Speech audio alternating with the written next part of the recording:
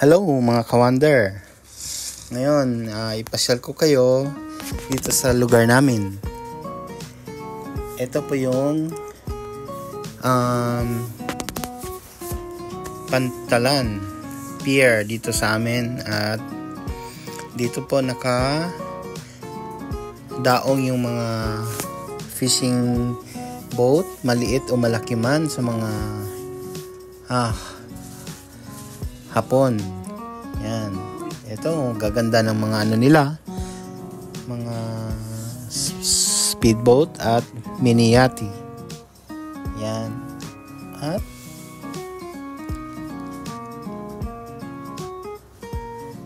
napakadami. At doon sa malayo, makikita mo yung tulay na pula. Yan. Pupunta tayo dyan mamaya. Doon dadaan yung mga tao pupunta sa kabilang maliit na island para manguha ng shell. Yan. At meron din dyang view ng Mount Fuji. Malapit lang. Okay. Ngayon, hapon na kasi, kaya medyo madilim na ng konti. Shoutout dyan sa ating mga kaibigan at sa aking mga members. Shoutout po sa inyo lahat.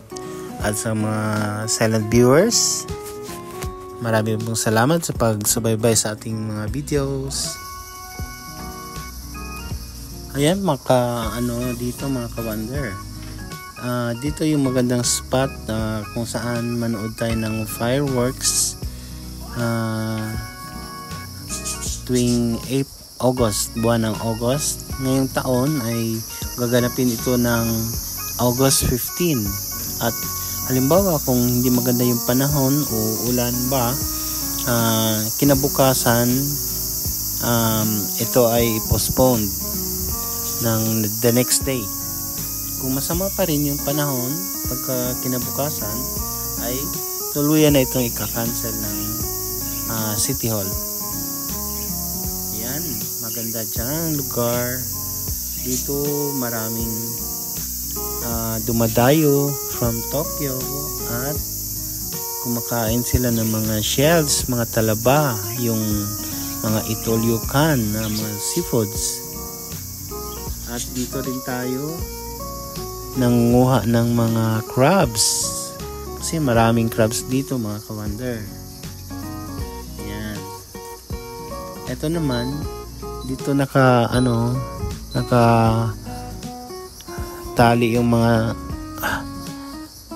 speedboat nila, kasi pag masama ang panahon, covered ito sa seawall, so hindi masyadong malakas ang alon. Tayo, lalakad-lakad tayo. At yan, yung building na yan, reception yan pag may pwedeng wedding reception. At sa gilid meron ding maliit na chapel. Yan. Kukunti lang tao dito sa lugar namin, at ayun, makikita niyo yung view dito, yung tulay na pula dun sa malayo. Ayan, palapitin natin.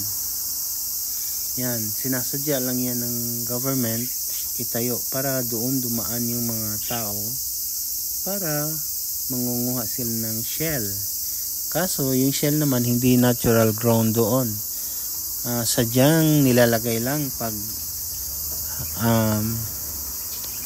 nilalagay lang ng mga kinaukulan para pag kinabukasan may ma-harvest yung mga tao. Pag naubos naman, nilalagyan nila ulit. Ganon ang akala natin, natural grown yung mga shells. Pero hindi pala. Nilalagay lang. Yan, hello, hi. O yan, tumutugtog yan ng gitara. Ito pa isa. Anong float? Ang naman niya? Instrument.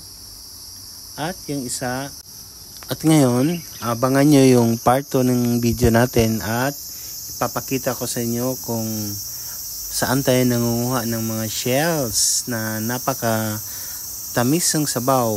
Katulad nito, yan, papakita ko sa inyo kung saan to kinukuha.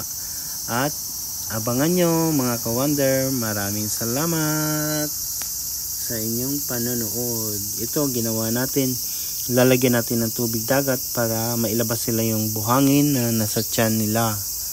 Okay, abangan. Maraming salamat. Bye.